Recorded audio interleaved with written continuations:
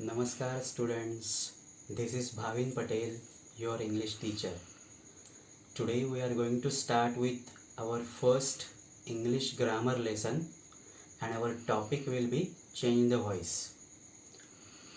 आज आपण change the voice या इंग्रजी व्याकरणातील भागाला सुरुवात करणार आहोत. मला माहिती आहे बरेच टॉपिक आहेत ग्रामरमध्ये, पण आपण सुरुवात चेंज द व्हॉइसने करतोय. त्याआधी इंग्रजी वाक्यरचना कशी असते ते अगदी थोडक्यात पाहणार आहोत आणि मला खात्री आहे आजचा व्हिडिओ पाहिल्यानंतर चेंज द व्हॉइस किंवा इंग्रजी व्याकरणाबद्दल वाटणारी भीती तुमची निश्चितच निघून जाणार आहे. तर चला आपण पाहूया change the voice. Let start learning change the voice.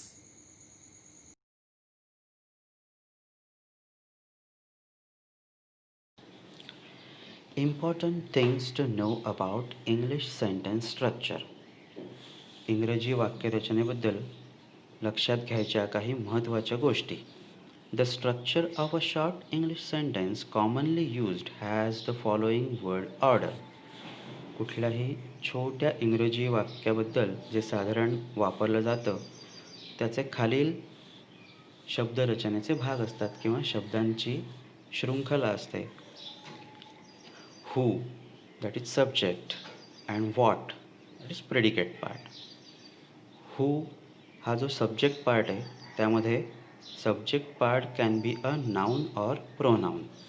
Subject part हा एखाद्या व्यक्तीचं, ठिकाणाचं, भावनेचं, गुणाचं नाम असू शकतो, नाव असू शकतो किंवा सर्वनाम. सर्वनाम म्हणजे आपण नावाच्या ऐवजी जो शब्द वापरतो, जसं आपण भाविनच्या ऐवजी मी किंवा रुपेशच्या ऐवजी तो असे शब्द वापरतो की नाही, तसं इंग्लिशमध्ये ही, शी, इट, वी, आय असे शब्द आपण वापरतो, त्याला आपण प्रोनाउन म्हणतो. Predicate part can be verb और वर्ब प्लस नाउन और ॲडजेक्टिव्ह. अशा वेगवेगळ्या संभावना असू शकतात. खालील उदाहरणांमध्ये आपल्याला नक्कीच ते कळणार आहे. गणेश राईट्स यामध्ये हू प्लस व्हॉट आहे आणि त्या व्हॉटमध्ये वर्ब आहे. गणेश राईट्स अ लेटर या वाक्यरचनेमध्ये हू प्लस व्हॉट आणि तो व्हॉट म्हणजे वर्ब प्लस नाउन आहे. आणि अशा प्रकारची वाक्य आपल्याला जास्तीत जास्त विचारली जातात चेंज द व्हॉइस या प्रकारामध्ये. गणेश इज इंटेलिजंट हा जो तिसरा प्रकार आहे वाक्यरचनेचा, त्यामध्ये हू प्लस व्हॉट आणि व्हॉटमध्ये काय आहे तर वर्ब प्लस ॲडजेक्टिव्ह. अशा प्रकारे इंग्रजीमध्ये छोट्यात छोटी वाक्य ही अशा 3 प्रकाराची असू शकतात आणि आपल्या चेंज द व्हॉइस या विषयासाठी दुसऱ्या प्रकारची वाक्य जास्तीत जास्त विचारली जातात. Now we shall see some more examples of these sentence structures. आता आपण आणखीन काही या वाक्यरचनेची उदाहरणं पाहणार आहोत. आपली पहिली वाक्यरचना जी असणार आहे ती या प्रकारची असणार आहे. गणेश राईट्स म्हणजे त्यामध्ये फक्त हू म्हणजे कोण अधिक व्हॉट म्हणजे काय. गणेश काय. गणेश राईट्स गणेश लिहितो म्हणजे हू प्लस व्हर्ब आहे किंवा गणेश प्लस व्हर्ब आहे. त्यानंतर Atul eats, Sanjay smiled, Dhanashree will help, rain falls, wind blows, sun rises, birds fly, dogs bark आणि 10वं वाक्य आहे बॉईज प्ले. या सगळ्या वाक्यांमध्ये जर का तुम्ही निरीक्षण केलं तर तुम्हाला एक गोष्ट सारखी दिसेल की यामध्ये हू प्लस व्हॉट अशीच रचना आहे, म्हणजे नाउन प्लस वर्ब अशीच रचना सगळीकडे दिसेल. दुसरा जो प्रकार आहे रचनेचा त्यामध्ये गणेश राईट्स अ लेटर यामध्ये एक शब्द आणखीन वाढलेला आहे, म्हणजे व्हॉटच्या भागामध्ये फक्त क्रियापद नसून किंवा फक्त वर्ब नसून क्रियापद अधिक नाम आहे. आपण आणखीन त्याची उदाहरणं पाहूया. Atul it's 2 mangoes. Shreya helps her mother. Children play cricket. Teacher teaches grammar. He is captain. आता ही सगळी वाक्य पाहिल्यानंतर आपल्याला एक वेगळं वाक्य दिसेल सगळ्यात शेवटचं. ते आहे ही इज कॅप्टन. यामध्ये हू आणि व्हॉट त्यापैकी व्हॉटमध्ये इज म्हणजे वर्ब आणि कॅप्टन म्हणजे नाऊन हे नियमाप्रमाणे आपल्याबरोबर आहे. पण बाकीच्या 4-5 जी वाक्य आहेत त्यापेक्षा हे वाक्य वेगळं आहे. हे सुद्धा थोडंसं वर्णन करण्याचं वाक्य आहे आणि असं वाक्य चेंज द व्हॉइसमध्ये विचारत नाहीत. Atul it's 2 mangoes. Shreya helps her mother. Children play cricket. Teacher teaches grammar किंवा गणेश राईट्स अ लेटर अशाच प्रकारची वाक्यरचना ही चेंज द व्हॉइससाठी विचारली जाते. त्यानंतर तिसरं जे वाक्याची रचना आहे ती आहे गणेश इज इंटेलिजंट. म्हणजे हू प्लस व्हॉट आणि या व्हॉटमध्ये वर्ब प्लस ॲडजेक्टिव्ह म्हणजे ही वर्णन करणारी वाक्यरचना आहे. He is smart. She is happy. Boys are naughty. The sky is blue. अशा प्रकारे ही subject plus verb plus adjective अशा प्रकारची वाक्य आपल्याला दिसते. पण या कुठल्याही वाक्यामध्ये तुम्हाला कुठली क्रिया दिसणार नाही. क्रियापद आहे पण कुठली क्रिया नाही. म्हणजे चालणे, खाणे, पिणे, वॉक, ईट, राईट अशी कुठली क्रिया नाही आहे. फक्त वर्णन केलं जात आहे. जे हू आहे त्याचं वर्णन केलं जात आहे. विद्यार्थी मित्रांनो, आत्तापर्यंत आपण इंग्रजीत बोलल्या जाणाऱ्या किंवा लिहिल्या जाणाऱ्या छोट्या छोट्या वाक्यांचे 3 वेगवेगळे प्रकार पाहिले. म्हणजे 3 वेगवेगळ्या रचना पाहिल्या. आता आपण आपल्या मुख्य मुद्द्याकडे वळणार आहोत. तो आहे change the voice.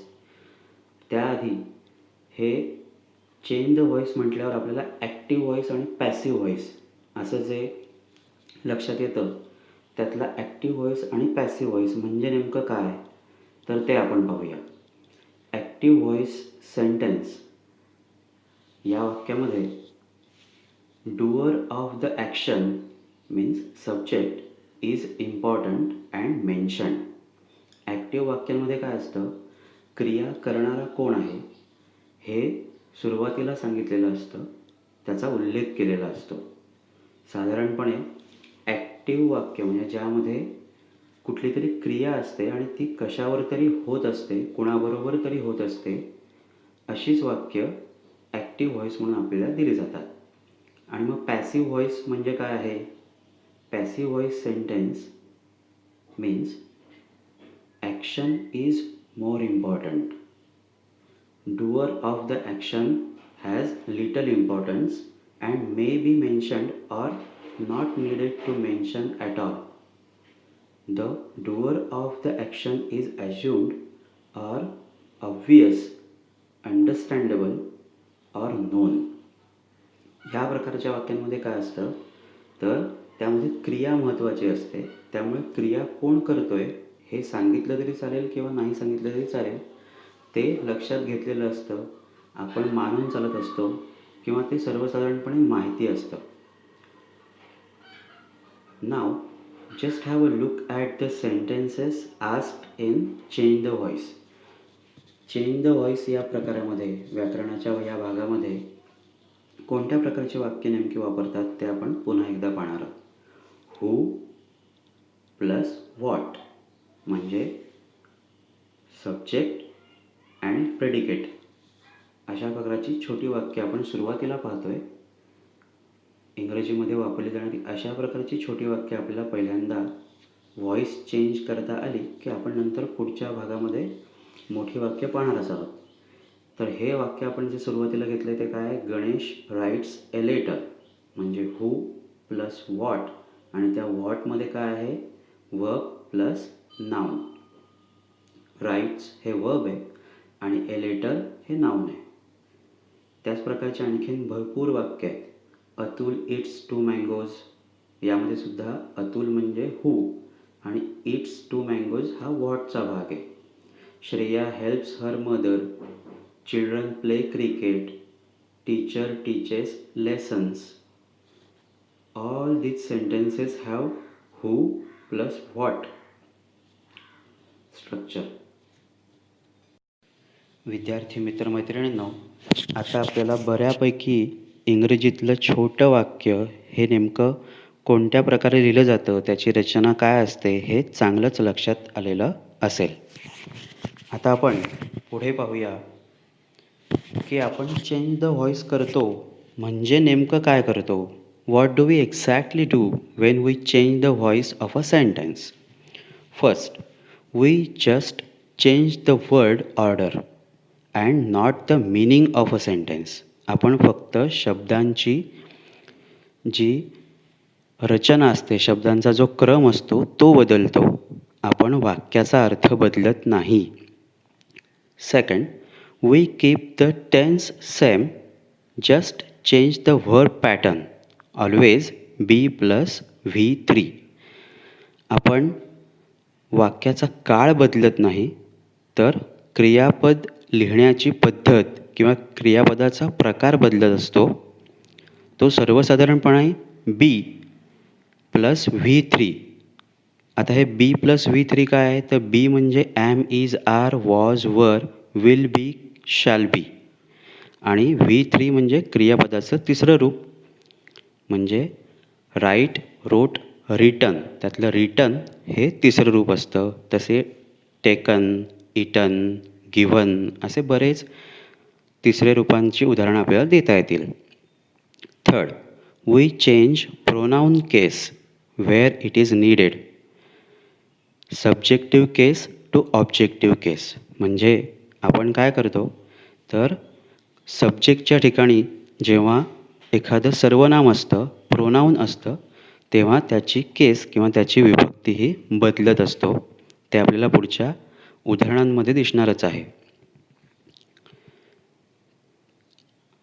First, Ganesh writes a letter. यामध्ये काय आहे, हू प्लस व्हॉट आणि त्या व्हॉटमध्ये वर्ब प्लस नाऊन आहे. राईट हे वर्ब आहे आणि ए लेटर हे नाऊन आहे. त्याचं चेंज द व्हॉइस करताना आपण काय उत्तर लिहितो, a letter is written by Ganesh. म्हणजे आता रचना काय होते, what plus be plus V3 plus by who.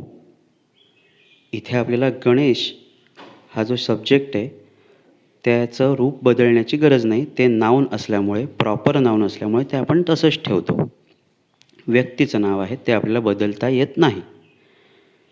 Ganesh writes a letter, त्याचं उत्तर a letter is written by Ganesh. दुसरं उदाहरण आहे, शी हेल्प्स हर मदर. त्याचं उत्तर आहे her mother is helped bye हर. यामध्ये प्रोनाऊन केस आपण चेंज केलेली आहे. शीचं हर झालेलं आहे. शी जो सब्जेक्ट होता तो ऑब्जेक्टच्या ठिकाणी गेला आहे आणि तिथे आपण लिहिलं आहे बाय हर. Third, teacher teaches lessons. आता यामध्ये आपण काय केलं आहे, ऑब्जेक्ट पार्ट जो आहे किंवा व्हॉट पार्ट जो आहे त्याच्यामध्ये नाऊन जे आहे ते नाऊन आपण प्लुरल घेतलं आहे, लेसन्स घेतलं आहे. पहिल्या वाक्यात ए लेटर सिंग्युलर होतं. या तिसऱ्या वाक्यामध्ये लेसन्स अनेकवचनी आहे, प्लुरल आहे. टीचर टीचेस लेसन्स, याचं उत्तर काय होणार आहे, lessons are taught by teacher. आणि इथे पहिल्या वाक्यात जसं इज रिटन होतं तसं इथे आर टॉट आहे. लेसन्स हे अनेकवचन असल्यामुळे आपल्याला त्याच्यापुढे क्रियापद आर घ्यावं लागणार आहे. आता हे आपण कसं ठरवतो ते आणखीन आपल्याला पुढे पाहायचं आहे की इज घ्यायचा की आर घ्यायचा, वॉज घ्यायचा की वर घ्यायचा. याबद्दल तुमची शंका नक्कीच दूर होणार आहे, ते मी सांगतो. तर आपण जो काळांचा बदल करतो तो काळांचा बदल करण्यासाठी हा एक तक्ता आहे. यात आपल्याला कळेल की ॲक्टिव्ह आणि पॅसिव्हमध्ये काळानुसार क्रियापद कसं बदलतं. काळ बदलत नाहीत, क्रियापदाची रचना बदलते, क्रियापदाचा प्रकार बदलतो. सिम्पल प्रेझेंटमध्ये राईट्स जेव्हा असेल, गणेश राईट्स अ लेटर, तर आपण पॅसिवमध्ये a letter is written by Ganesh असं केलं की नाही. तसं राईट्स असेल म्हणजे सिम्पल प्रेझेंट असेल तर त्याचं इज रिटन असं केलं जातं. सिम्पल पास्टमध्ये रोटचं पॅसिवमध्ये वॉज रिटन किंवा वर रिटन. सिम्पल फ्युचरमध्ये विल राईटचं विल बी रिटन पॅसिवमध्ये केलं जातं. तसंच बाकीच्या सगळ्या काळांचं आहे. प्रेझेंट प्रोग्रेसिव्ह किंवा प्रेझेंट कंटिन्युअस आपण म्हणतो, अपूर्ण वर्तमान काळ, त्यामध्ये ॲम, इज, आर रायटिंग म्हणजे ॲम रायटिंग किंवा इज रायटिंग किंवा आर रायटिंग असं क्रियापद असेल तर आपण पॅसिवमध्ये इज बीइंग रिटन किंवा आर बीइंग रिटन असं लिहिणार आहोत. आता इथे आपण राईट हे एक क्रियापद घेतलेलं आहे. अशी असंख्य क्रियापदं इंग्रजीमध्ये असतात आणि सर्वसाधारण आपल्या पुस्तकात किंवा आपल्या त्या शैक्षणिक वर्षामध्ये जी क्रियापदं वापरली जातात ती क्रियापदं तरी आपली नक्कीच पाठ असायला हवेत, त्याचे प्रकार माहिती असायला हवेत, अर्थ तर माहिती असायला हवाच हवा. तर अशा प्रकारे क्रियापदाचं रूप बदलताना काळ न बदलता क्रियापदाचा फक्त प्रकार किंवा क्रियापदाची रचना बदलायची आपल्याला. सगळ्यात शेवटी जे दिलं ते मोडल ऑक्झिलिअरी म्हणजे वूड, शुड, कुड, कॅन, मे, माईट अशी जी क्रियापदं असतात ज्यांचा काळाशी काही संबंध नसतो, तर त्याचं रूपांतर पॅसिवमध्ये करताना कसं करतो आपण, तर शुड राईट असं क्रियापद जेव्हा असेल तेव्हा शुड बी रिटन आणि कॅन राईट असेल तर कॅन बी रिटन असं प्रत्येक ऑक्सिलरीबद्दल आपण करतो. तर इथे आपल्याला साधारण कळतं की चेंज द व्हॉईसमध्ये क्रियापद काळानुरूप आपण कसं बदलतो. काळ जसा असेल तसा क्रियापदाचा प्रकार बदलतो. आपण काळ बदलत नाही हे चांगलं लक्षात ठेवा.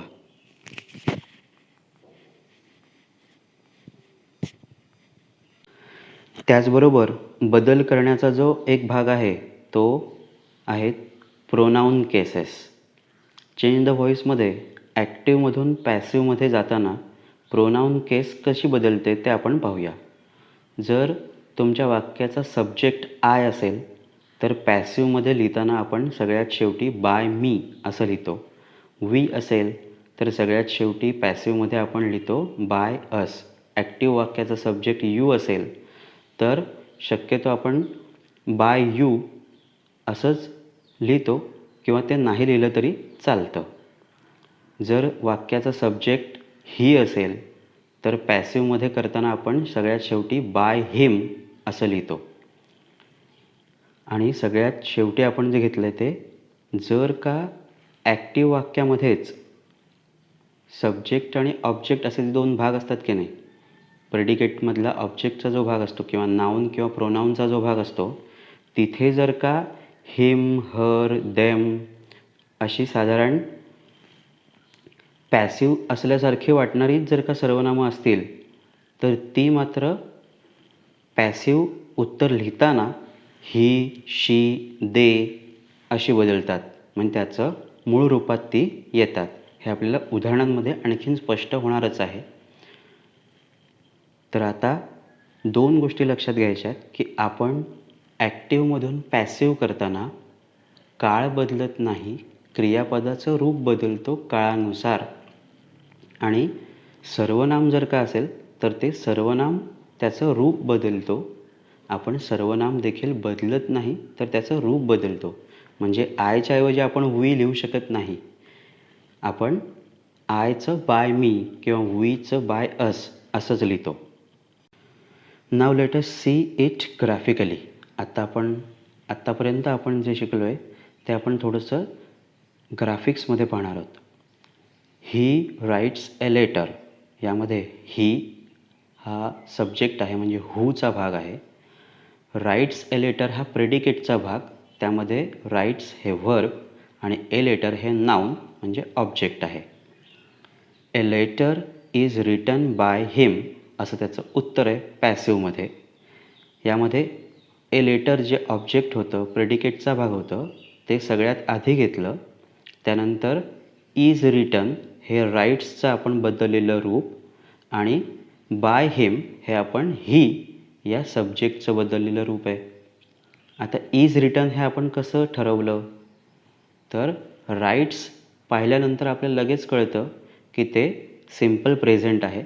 हा सिम्पल प्रेझेंट कळण्यासाठी आपण इज वापरलेला आहे बीचं रूप आणि आपल्या नियमाप्रमाणे V3 राईटचं तिसरं रूप हे रिटर्न घेतलेलं आहे. तर असं प्रत्येक काळाबद्दल आपल्याला करायला लागतं आणि आपल्या त्या तक्त्यामध्ये आपण पाहिलेलं आहे. ही राईट्स ए लेटर, त्याचं पॅसिव्ह होतं a letter is written by him.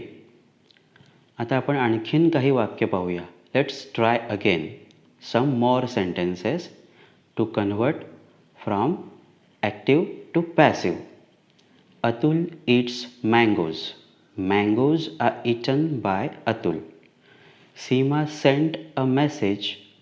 A message was sent by Seema. Rupesh will bring a book. A book will be brought by Rupesh. She ordered pizzas. आता इथे नीट लक्ष द्या. आत्तापर्यंत आपण जी वाक्य पाहिली त्याच्यामध्ये मँगोज हे या वाक्यासारखं उदाहरण होतं. Pizzas. She ordered pizzas. Pizzas were ordered by हर. यामध्ये आपण सर्वनाम म्हणजे शी हे बाय हर केलेलं आहे आणि पिझ्झाज हे अनेकवचन असल्यामुळे पास्ट टेन्समधलं वर आपण वापरलेलं आहे. They are watching a movie. या वाक्याचा काळ कोणता आहे?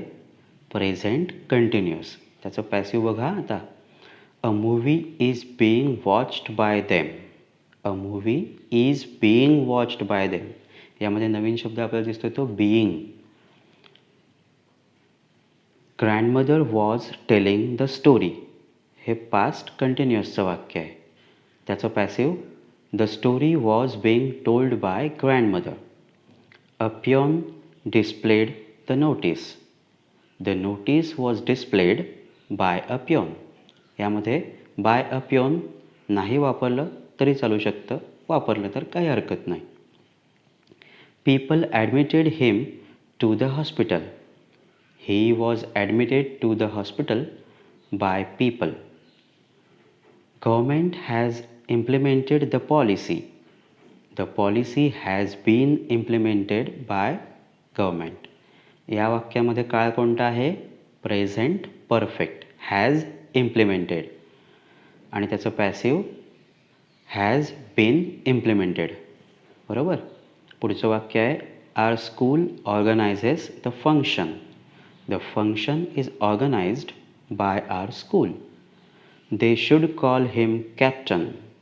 या वाक्यामध्ये शुड आहे मॉडल ऑक्सिलियरी आणि हिमसुद्धा आहे, त्यामुळे जरा सावधतेने.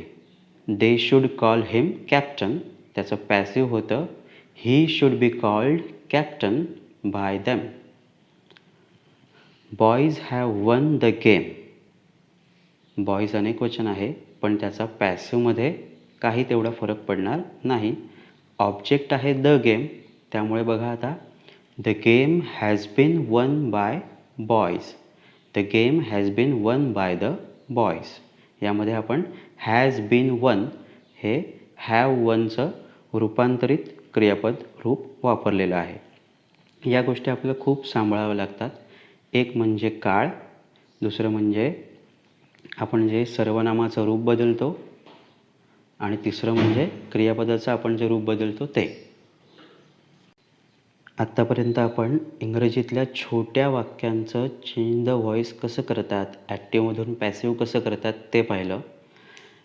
ॲक्टिव्ह टू पॅसिव्ह करताना आपल्याला थोडासा आत्मविश्वास वाढला पाहिजे म्हणून आपण छोटी छोटी वाक्य पाहिलेत, बेसिक वाक्य पाहिलेत.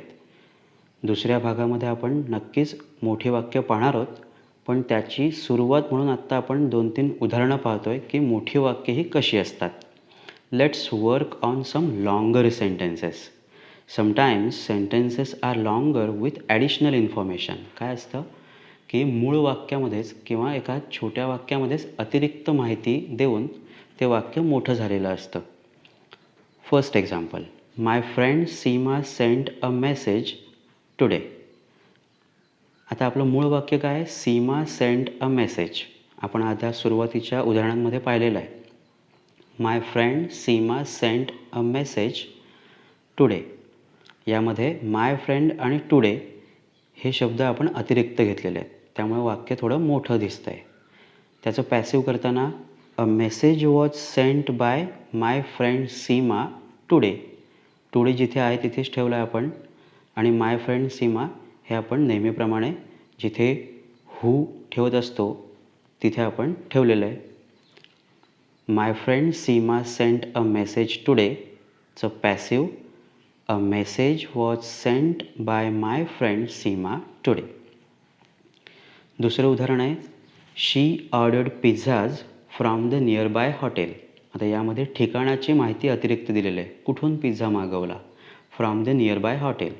तर त्याची 2 उत्तरं संभवतात. ती म्हणजे pizzas were ordered by her from the nearby hotel, किंवा pizzas from the nearby hotel were ordered by her. तिसरं उदाहरण आहे our school organises the function every year in the month of December. यामध्ये every year in the month of December ही अतिरिक्त माहिती दिलेली आहे. त्यामुळे आता उत्तर काय होते त्याचं? The function is organised by our school every year in the month of December, किंवा every year in the month of December the function is organised by our school. या दोन्हींपैकी आपण कोणतंही उत्तर निवडू शकतो आणि दोन्ही उत्तरं बरोबर आहेत. तर अशा प्रकारे आपल्याला बेसिक इंग्रजी वाक्याचं ज्यामध्ये क्रिया असते, कुठली तरी क्रिया, लिहिणे, वाचणे, म्हणजे राईट, रीड, वॉक, टॉक, अशी कुठली क्रिया असते आणि ती कुठल्या तरी गोष्टीबरोबर किंवा कुठल्या तरी गोष्टीवर होत असते, अशी जी वाक्य असतात, अशा बेसिक वाक्यांचं चेंज द व्हॉइस आपण यशस्वीपणे इथे पाहिलेलं आहे आणि मला खात्री आहे की तुम्हाला ते समजलेलं असेलच. धन्यवाद. काय म्हणता विद्यार्थी मित्रांनो? आता आलं ना तुमच्या लक्षात चेंज द व्हॉइस कसं करायचं ते? Friends, now I hope you have understood how to change the voice of any sentence in English. This was change the voice for basic small sentences. In our next video, we are going to see different kinds of sentences and larger sentences. Thank you for watching my video and don't fail to subscribe my channel Abhinav English. Namaskar.